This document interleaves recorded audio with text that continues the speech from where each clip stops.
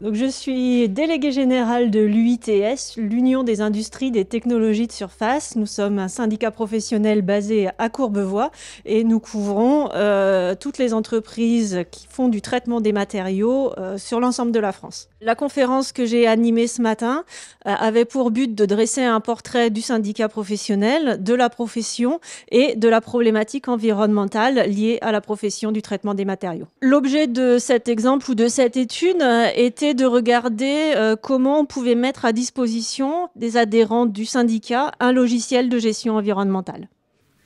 Bonjour à tous.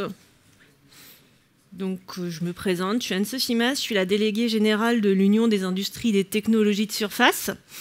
Donc, les technologies de surface, qu'est-ce que c'est? C'est un ensemble de techniques utilisées pour donner des propriétés différentes à un matériau de base. Donc, ça peut être soit de la décoration, soit de la corrosion, soit de la résistance au frottement, résistance à l'usure, etc. Donc en fait, nous sommes un syndicat professionnel composé de 230 entreprises sur le territoire national et nous regroupons ce qu'on appelle des applicateurs en traitement thermique et dépôt par voie sèche. Donc ce sont des procédés de traitement de surface ou des applicateurs en traitement de surface, que ce soit par voie chimique, par galvanisation à chaud, par traitement électrolytique ou par peinture. Nous avons également parmi nos membres des ateliers intégrés. Donc on appelle atelier intégré un atelier qui fabrique un produit mécanique et qui en même temps fait son traitement de surface. Contrairement aux applicateurs où là on est purement en sous-traitance. C'est-à-dire que les entreprises reçoivent des pièces d'un client, font le traitement de surface et rendent les pièces à leurs clients. Nous avons également parmi nos membres, puisque nous avons fusionné en 2007 deux syndicats professionnels, donc nous avons récupéré la partie fournisseur pour l'industrie du traitement des matériaux, donc tout ce qui est fournisseur de produits chimiques, qui va nous intéresser spécialement aujourd'hui, tout ce qui est fournisseur d'équipements, à la fois pour les fours de traitement thermique, pour les fours de cuisson de peinture, ce qui est cabine de peinture, laboratoire, contrôle, chaîne de traitement de surface, etc. Dans le traitement de surface, on produit évidemment des traitements, mais on produit et on utilise également de l'eau et on fait des déchets. Donc on a également parmi nos adhérents des gens qui font du traitement et de la valorisation des effluents et des déchets. Et puis on a tout un écosystème qui se rattache à la formation, à la profession, donc notamment des organismes de formation ou des assureurs, des cabinets conseils, etc.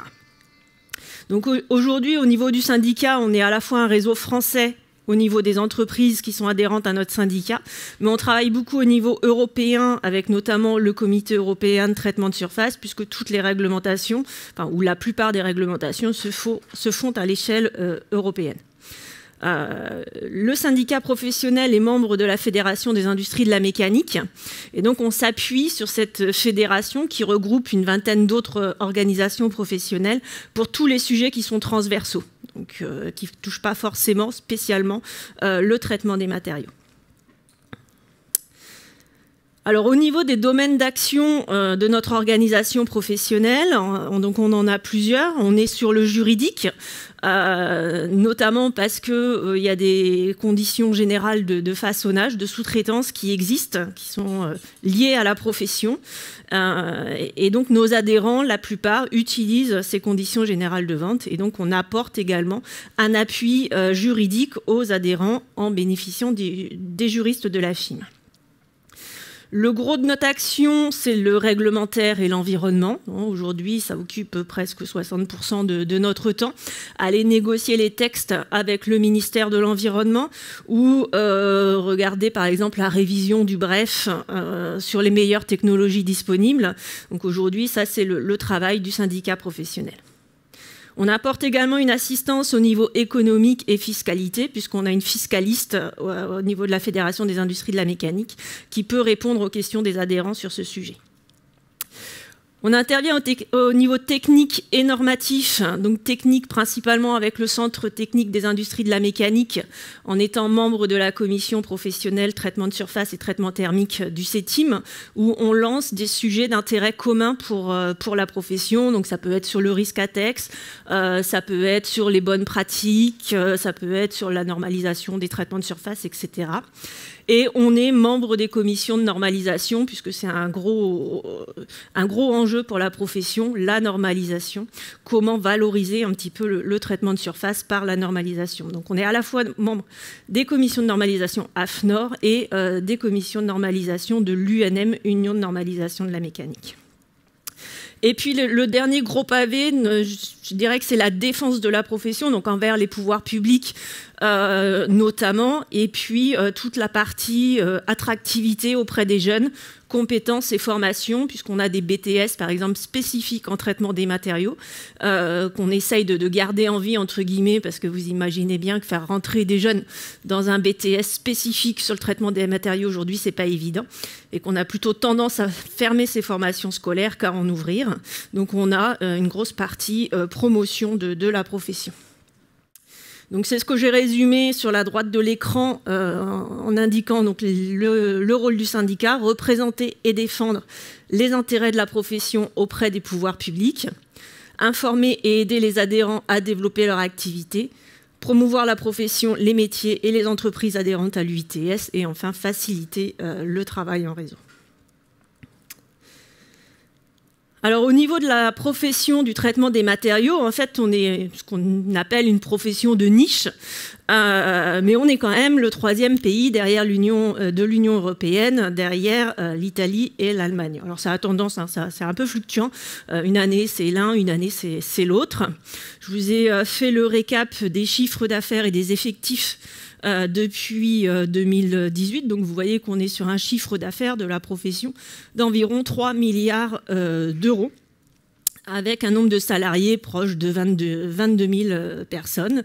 La spécificité de nos entreprises, c'est qu'on peut avoir des entreprises de toute petite taille, hein, de 1 à 2 personnes, et des entreprises de taille plus importante, allant aller jusqu'à 300 personnes en termes de traitement de surface. C'est déjà des très grosses sociétés.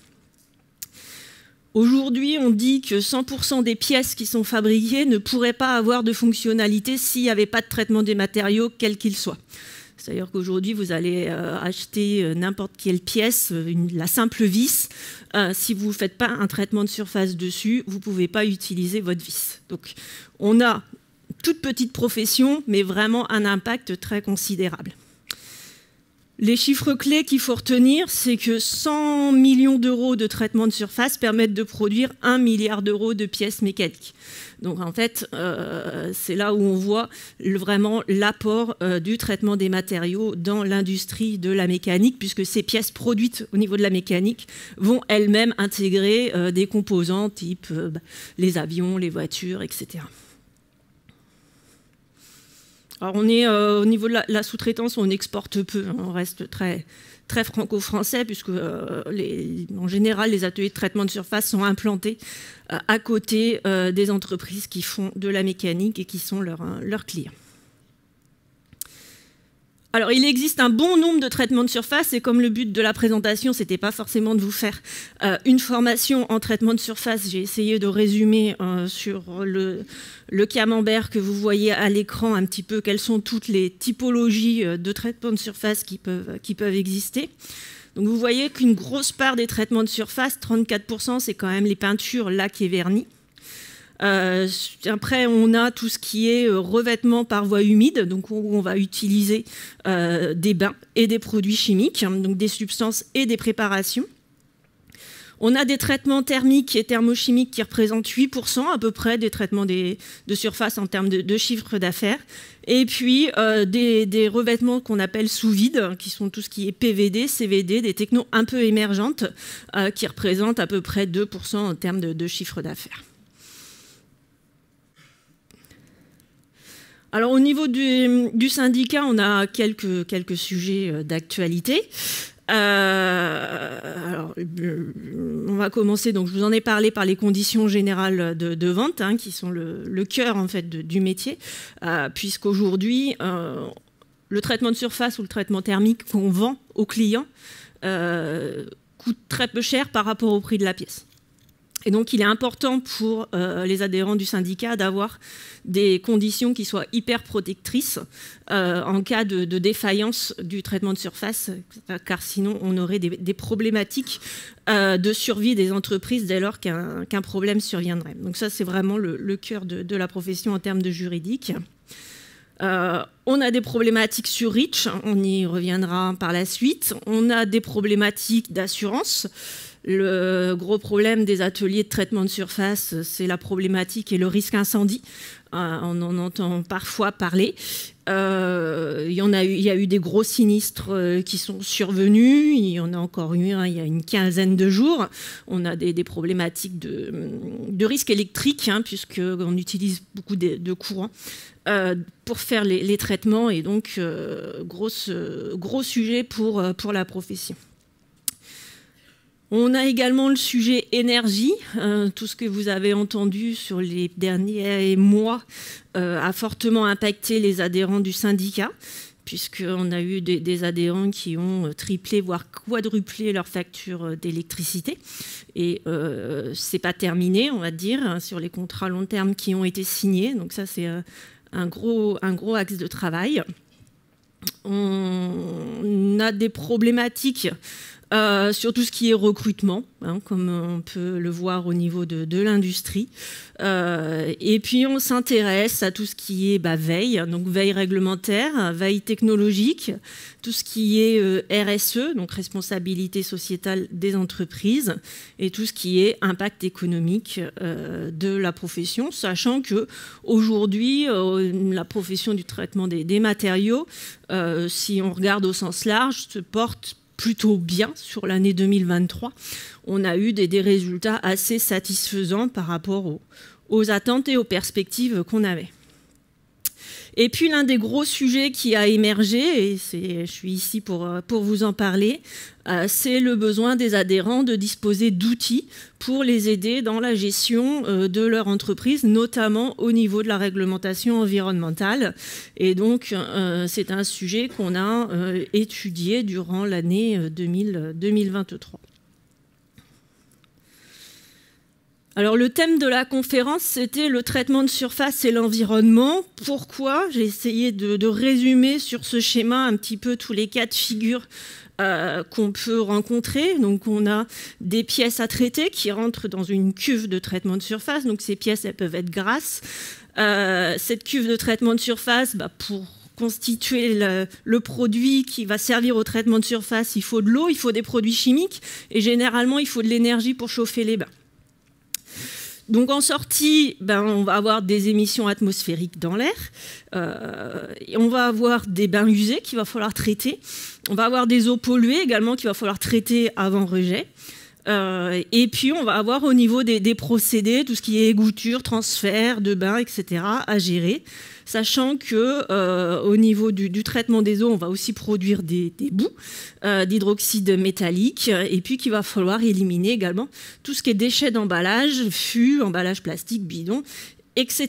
Donc vous voyez une très grosse problématique concentrée sur la profession, notamment sur la profession de traitement de surface par voie humide, puisqu'il y a des parties, je dirais, de notre secteur d'activité où on ne retrouve pas forcément ces problématiques-là.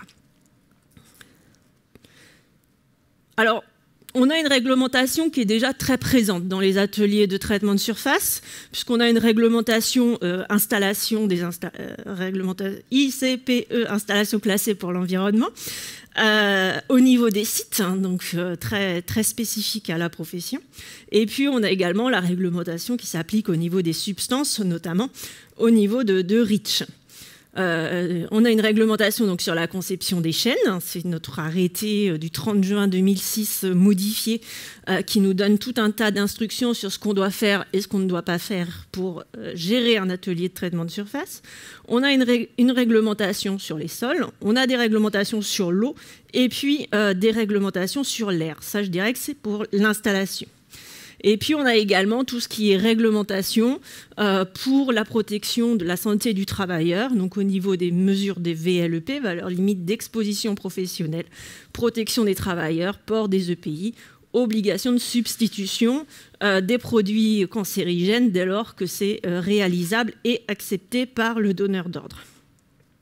Donc aujourd'hui, on se retrouve avec tout un tas de paramètres à gérer au sein d'une installation de traitement de surface, et on verra par la suite que ce n'est pas forcément hyper évident pour les responsables HSE de prendre en compte tous ces paramètres et de répondre aux demandes de l'administration. Alors j'ai voulu résumer ici un petit peu tout ce qui s'applique depuis 1972, puisque en 1972 c'est le premier arrêté traitement de surface. Donc c'était une nouveauté à l'époque, avec très peu de paramètres. L'arrêté il devait faire 3 pages, aujourd'hui il en fait plus de 30. Mais on a commencé à se rendre compte de l'impact de l'activité traitement de surface sur l'environnement à peu près dans les années 72. 1985, c'est vraiment la grosse année avec un arrêté traitement de surface qui commence à être très très bien bâti, avec des limitations en termes de consommation d'eau, avec des valeurs limites d'émissions sur les métaux, etc. Et donc là, ça a vraiment été la prise de conscience qu'il fallait mettre en place des outils d'épuration des effluents adaptés. Et puis après, vous le voyez, on a des réglementations européennes qui ont commencé à impacter les ateliers. Donc avec la directive COV, avec l'arrêté Seveso qui concerne pas tous les ateliers de traitement de surface, mais un certain nombre, notamment ceux qui travaillent pour l'aéronautique, puisque c'est ces ateliers-là où on va retrouver du cadmium ou du trioxyde de chrome. On va avoir des choses comme la limitation du nickel dans les articles de bijouterie qui vont également impacter les ateliers de traitement de surface puisqu'on travaille pour ce secteur d'activité. Donc je ne vais pas tous les détailler, mais vous voyez, j'ai entouré qu'en 2007, le règlement REACH est apparu et que dès 2007, en fait, ce règlement REACH, il a concerné les ateliers de traitement de surface, puisque dans les premières substances qui ont été visées par REACH, on a eu le trioxyde de chrome qui continue aujourd'hui de bien nous embêter. Et je pense qu'il n'y a pas que les traiteurs de surface que ça embête, puisqu'au niveau de la Commission européenne, ils ne savent pas comment gérer cet afflux de demandes de dossiers d'autorisation pour continuer à utiliser le trioxyde de chrome. Si on se rapproche un petit peu sur l'année 2023-2024, donc aujourd'hui sur quoi on travaille, où on a travaillé beaucoup en 2023 sur la révision de l'arrêté de traitement de surface, puisque c'est là où il y a eu une sévérisation des prescriptions par rapport au risque incendie. Et donc pour une application au 1er juillet 2024. On est en train de travailler au niveau européen sur la révision du bref traitement de surface. Donc le bref traitement de surface, il s'applique uniquement aux ateliers qui ont plus de 30 mètres cubes de bain, qui sont classés sous la rubrique ICPE 3260. Et il va contenir toutes les meilleures technologies disponibles qu'il faut que les industriels évaluent, voient s'ils peuvent appliquer ou justifient la non-utilisation. Il va également servir de base à la révision de l'arrêté ministériel français. C'est-à-dire que si sur la révision du bref, on va inscrire que la valeur limite c'est 1 milligramme par litre de zinc, en France, on reprendra cette valeur de 1 milligramme par litre de zinc dans les effluents rejetés. Aujourd'hui, on est à 2, donc vous voyez que ça peut poser de gros problèmes pour les entreprises. Déjà qu'on a du mal à tenir le 2 parfois sur les ateliers de zingage. Donc il y a un réel enjeu à suivre cette révision du bref traitement de surface, même si c'est un travail très très chronophage. On a également des réglementations qui nous arrivent. On a beaucoup travaillé sur tout ce qui est PFAS, parce que des PFAS dans le traitement de surface, il y en a. Pas forcément dans les rejets des industriels, il faut le préciser, mais dans les procédés de fabrication. Et aujourd'hui, faire des revêtements anti-frottement ou anti-glissement sans PFAS, on a énormément de mal. Sachant qu'en plus, il y a différents classes de PFAS, qu'aujourd'hui, la restriction qui est proposée, elle englobe plus de 10 000 substances. Donc on travaille avec différentes fédérations, avec les ministères, pour expliquer notre position par rapport aux PFAS, l'impact économique qu'une telle restriction pourrait avoir sur les ateliers, sur la mécanique et sur l'industrie au sens large, au moment où on parle de réindustrialisation de la France.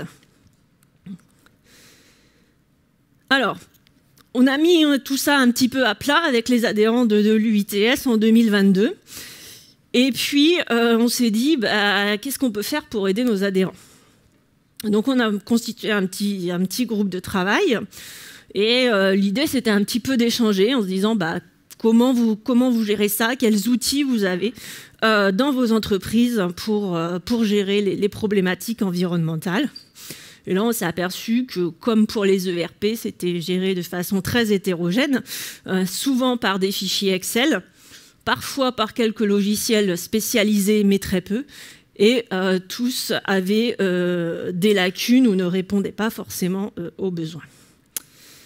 Et la grosse problématique qu'on avait, c'est que, enfin qu'on a toujours d'ailleurs pour le moment, c'est qu'aujourd'hui on n'a aucun outil qui nous permette de faire des simulations sur le futur. C'est-à-dire, est-ce que si on veut ajouter une cuve en traitement de surface, est-ce que ça va changer notre classement ICPE? Est-ce que ça va nous amener plus de contraintes?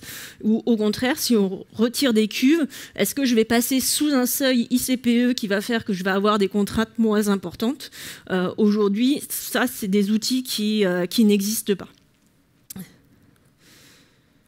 Donc on a donc décidé de définir un cahier des charges de ce qu'on aurait réellement besoin. Donc l'idée, c'était de proposer une solution globale qui soit adaptée au fonctionnement des entreprises en prenant en compte le fait qu'on avait des toutes petites entreprises, donc 2, 3, 4 personnes, jusqu'à des très grosses entreprises. Donc vous pensez bien que chacun ne fonctionne pas avec un responsable HSE quand on est une entreprise de 10 personnes. Et donc l'idée, c'était de piloter les contraintes réglementaires applicables. Alors on a bien sûr dès le départ identifié les difficultés, donc diversité des métiers rencontrés, vous avez vu tout à l'heure, on a des gens qui font de la peinture, on a des gens qui font de la galvanisation à chaud, donc c'est plutôt tremper des pièces dans des bains de zinc fondu. Donc là on n'a pas forcément les mêmes problématiques que quand on fait des revêtements électrolytiques. La diversité de taille, je vous en ai parlé. La grande diversité des contraintes environnementales à gérer, parce qu'il faut savoir que de plus en plus, on parle de contraintes environnementales par milieu dans lequel on rejette. Donc les contraintes environnementales dépendent fortement de l'endroit où est située l'entreprise. Et puis, diversité, comme je dirais à chaque fois qu'on constitue un groupe de travail, on n'a pas forcément les mêmes intérêts, les mêmes besoins et les mêmes demandes. Donc, à un moment donné, il faut réussir à se mettre d'accord. Alors, quand on a fait notre recensement des besoins, on s'est aperçu qu'on pouvait quand même classer des choses par grandes rubriques. Donc, on avait besoin de gérer, de recenser, d'évaluer, de prévoir et de transmettre. Et on a dit, il y a une partie, c'est quand même bien tout ce qui concerne les ERP, donc c'est ce que vous voyez qui est cerclé en orange. Et puis, tout le reste, ça concerne, c'est difficile à faire rentrer dans un ERP, ce sera plutôt une partie, ce qu'on a appelé logiciel environnemental. Donc, qu'est-ce qu'on avait besoin de gérer dans un ERP? Le recensement des machines, des lignes, des bains, la gestion des ordres de fabrication, la gestion de la production et puis, dans certains cas, la gestion commerciale quand elle n'était pas faite par un autre logiciel. On avait besoin de calculer les surfaces, les masses de substrats qu'on traite ainsi que les quantités. Et puis, on avait besoin de répertorier tous les traitements avec les gammes de traitement, puisque dans une entreprise, on peut avoir 100 gammes de traitements différentes en fonction de la référence de la pièce que vous allez traiter. Donc on avait besoin également, pour répondre à la réglementation, de recenser les fonctions de rinçage. Donc après chaque traitement de surface, vous avez un rinçage. Et en fonction du nombre de rinçages, vous êtes limité pour une consommation d'eau spécifique qui est mentionnée dans l'arrêté ministériel. Des choses un petit peu plus techniques liées à la sinistralité des ateliers de traitement de surface. On avait besoin de recenser les substances résiduelles en cas d'incendie. Et puis, évidemment, des choses simples également, les consommations en énergie et en matière première. On avait besoin d'évaluer les classements Seveso du site, puisqu'aujourd'hui, à partir du moment où on utilise des produits chimiques, on est concerné par les rubriques substances et donc on doit se positionner par rapport à la réglementation Seveso. Et pour se positionner par rapport à ça, on a besoin d'étudier les fiches de données sécurité et de déterminer les classes de danger des mélanges. Donc ça, je dirais que c'est un peu le nerf de la guerre et c'est la chose la plus... qui a nécessité un gros travail quand la réglementation CLP est arrivée, a été mise en place, c'est qu'il a fallu réévaluer toutes les caractéristiques intrinsèques des bains de traitement de surface qu'on utilise, sachant qu'en général, on mélange plusieurs produits dans un bain de traitement de surface, et donc il faut déterminer le classement du bain.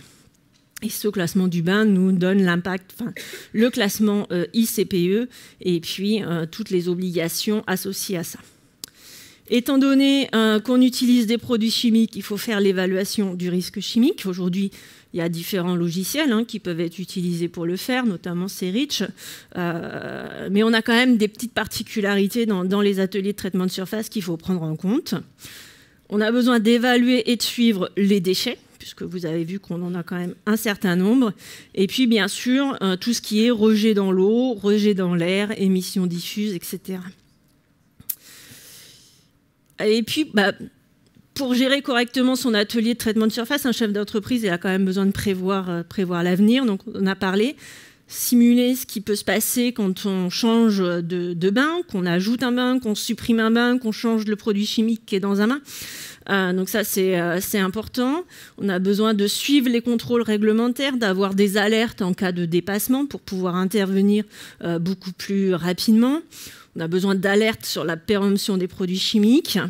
Et puis, un gros package sur la veille réglementaire, puisqu'aujourd'hui, suivre tout ce qui se passe au niveau réglementaire, pour un atelier, c'est pas forcément évident quand il y a une mise à jour de la liste candidate. Savoir, par exemple, si les substances qui intègrent la liste candidate REACH impactent également le traitement de surface, c'est des choses auxquelles l'adhérent doit pouvoir avoir accès en temps réel.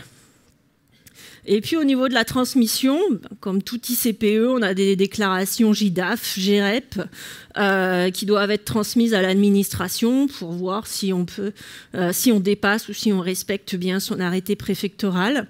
On peut avoir des déclarations, ce qu'on appelle des déclarations REACH, donc dès lors où on utilise plus de 0,1% en poids d'une substance candidate.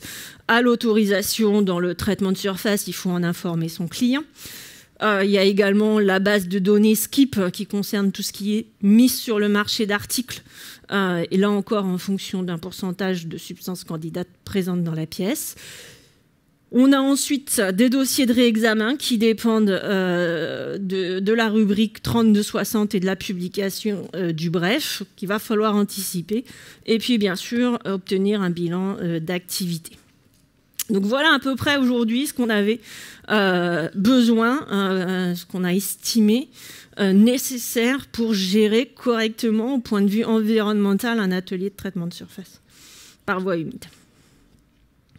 Donc une fois qu'on avait fait ce recensement des besoins, on a envisagé plusieurs cas lors de l'appel d'offres qu'on a fait. Soit on créait notre propre logiciel de gestion environnementale seul, soit on créait un logiciel de gestion environnementale intégré dans un ERP.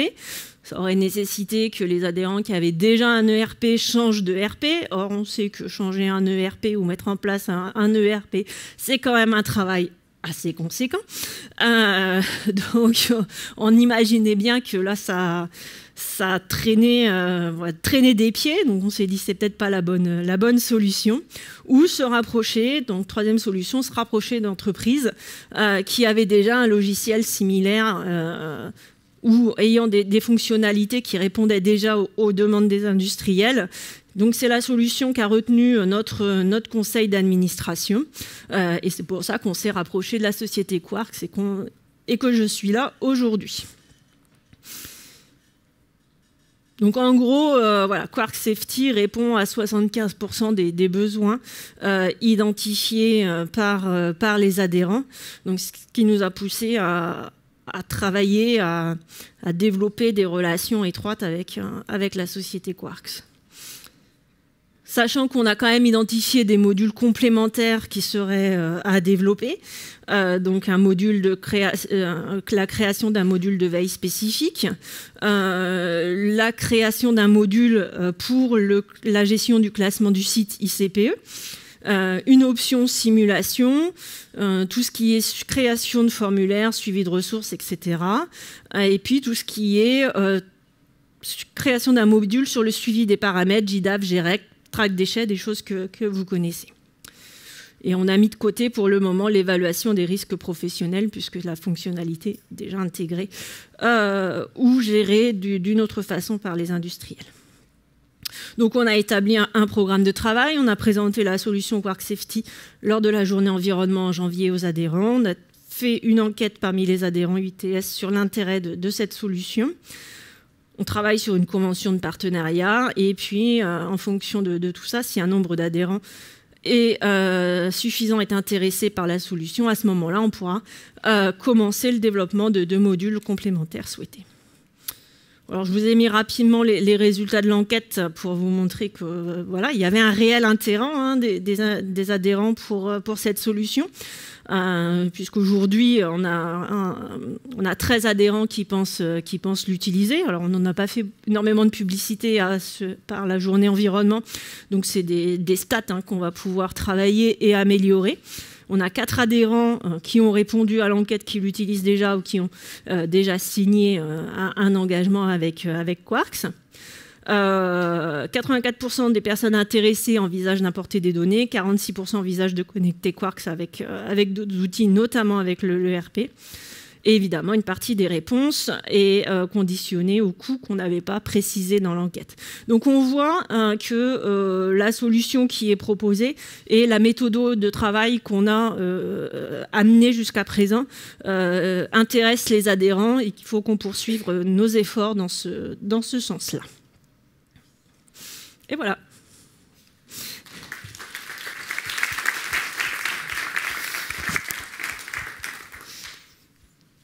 Est-ce qu'il y a des questions?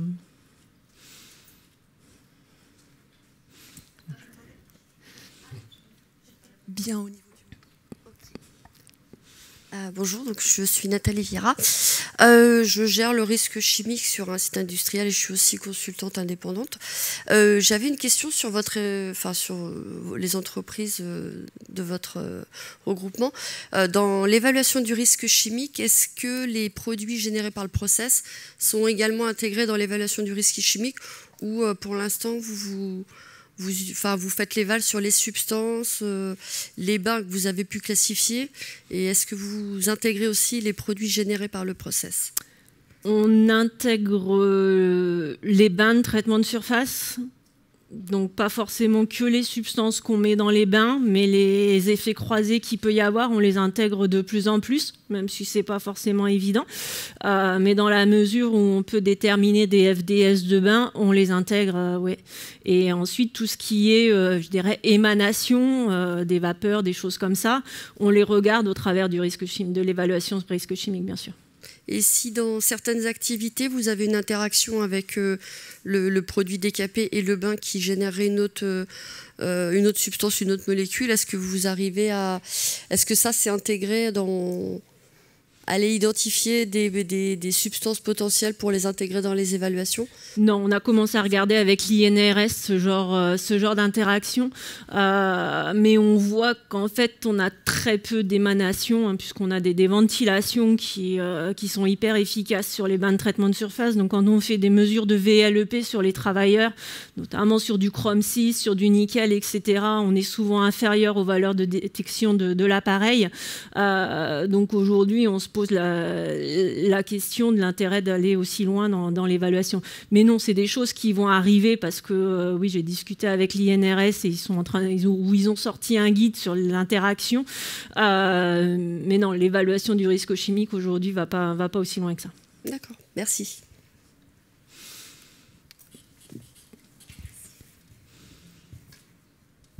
Est-ce qu'il y a d'autres questions ? Oui, bonjour. Bonjour. Ici. Voilà. Juste pour comprendre un peu votre démarche, j'ai vu passer Track Déchets très rapidement sur votre slide. Vous souhaitez donc avoir une interaction entre l'entrée du produit, sa transformation et un lien vers le déchet. C'est bien ça on doit comprendre par rapport à l'interaction avec l'outil Quarks. En fait, on voudrait que si on rentre un déchet dans Quarks, ça se transmette automatiquement sur Track Déchets. Qu'on n'ait pas besoin de faire une double déclaration. Donc, en fait, que ça gère vos bordereaux de suite déchets par rapport à... Donc, ça devient votre registre de déchets dangereux, en fait. C'est ça, ouais. D'accord.